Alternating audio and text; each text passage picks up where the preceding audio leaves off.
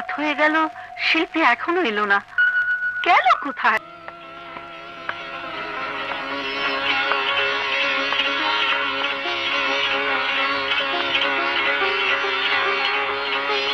দাঁড়া, এত রাত পর্যন্ত কোথায় ছিলি?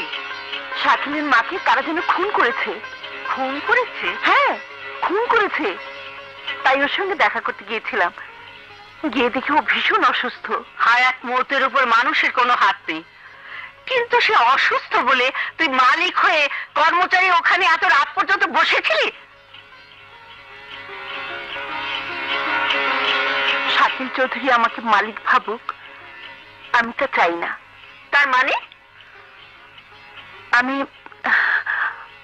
আমি ওকে ভালোবাসি।